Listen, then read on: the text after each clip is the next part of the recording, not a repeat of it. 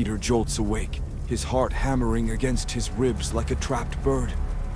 His sheets are soaked in sweat, his breath coming in ragged gasps. It wasn't just a dream, it was a violation, a psychic assault that left him feeling raw and exposed.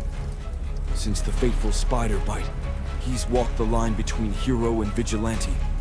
But this is different. A new power is blooming within him, dark, intoxicating energy that whispers promises of unimaginable strength, but at a terrible price. He finds the source of this power in a hidden compartment in Uncle Ben's workshop, an ancient, leather-bound book filled with unsettling illustrations of spiders and cryptic symbols that seem to writhe on the page. One symbol, a stylized spider enclosed in a circle, pulses with a faint, malevolent light. As he touches it, a jolt of energy surges through him, and he understands. This is the Spider-Totem, a mystical artifact tied to the ancient spider god, Anansi, and it has chosen him. The city mirrors Peter's inner turmoil. Unexplained tremors shake the foundations of buildings. Shadowy figures stalk the periphery, their movements defying the laws of physics. Whispers of a resurrected cult dedicated to Anansi slither through the city's underbelly. One night while patrolling, Spider-Man is ambushed, not by common thugs, but by three figures draped in black, hooded robes, their faces hidden behind grotesque spider masks. They move with a terrifying grace, their limbs contorting in impossible ways. They wield weapons that seem forged from solidified shadows, Cleage quarter combat weapons, as well as ranged projectiles, and they fight with a chilling, coordinated precision. The Spider-Totem belongs to Anansi, one of them hisses, their voice a distorted, guttural rasp. You are nothing but a flawed vessel. During the brutal fight, Peter feels it, a surge of dark energy, a tide of rage threatening to drown him. His eyes glow with an infernal red light. Black, viscous tendrils, like living shadows, erupt from his suit, lashing out with a speed and savagery that terrifies even him. They are an extension of his own rage, his fear, his doubt, given terrifying form. He wins, but it's a Pyrrhic victory. The cultists dissolve into wisps of black smoke before he can interrogate them, leaving him alone with the chilling echo of their words and the horrifying realization of what he's becoming. Driven by a desperate need for answers, Peter delves into forbidden knowledge. He pores over ancient texts, deciphering the myths of Anansi, not the benevolent storyteller of children's fables, but a primordial force of chaos and creation, being who spins the threads of reality itself. He unearths a prophecy, etched in blood-red ink on brittle parchment. When the Spider-Totem awakens, the threads of reality will unravel. Only the Chosen One can weave them back together, or cast the world into eternal darkness. A fragmented memory surfaces, a ghost from his past.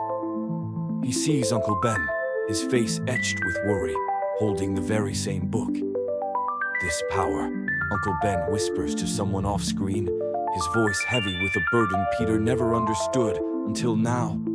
It's a great responsibility, Peter. It must be protected, hidden, until the time is right. But was he protecting Peter from the power, or for it? Peter begins a Cathor training regimen, pushing himself to the brink of exhaustion in a desperate attempt to master the dark power that coils within him like a venomous serpent. He seeks out abandoned warehouses, forgotten corners of the city, where he can unleash the terrifying black tendrils without fear of collateral damage. But the tendrils are wild, unpredictable, extensions of his own subconscious fears and desires. They are as likely to attack him as they are to obey him. Each training session leaves him drained, not just physically, but emotionally, the darkness seeping deeper into his soul. He starts having nightmares when awake and asleep, where he sees himself become the very monster he is fighting. He isolates himself, pushing away MJ, Miles, and Aunt May, fearing that the darkness within him will consume them too. But his isolation only fuels the whispers of Anansi, the insidious voice that promises him ultimate power in exchange for his complete surrender. His investigation leads him to a low-level criminal, a pawn in the cult's machinations.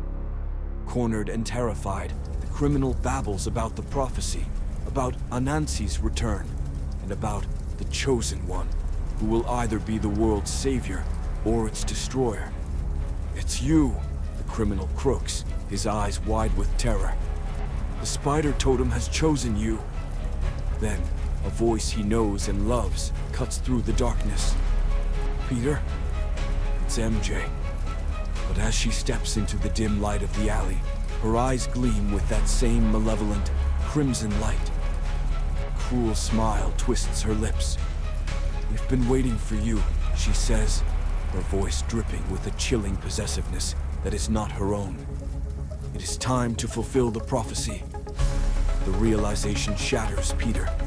The prophecy isn't just about saving the world, it's about a choice. A choice between embracing the power of the Spider-Totem, potentially losing himself to the darkness, or rejecting it, risking the annihilation of everything he holds dear. The darkness is not just an external threat, it's a part of him, a seductive whisper that promises to make him strong, to make him invincible. But at what cost? He is left with no good options, where every path leads to a different kind of destruction, and he must choose which path he will walk. He is no longer just fighting for the city, for his loved ones. He is fighting for his own soul.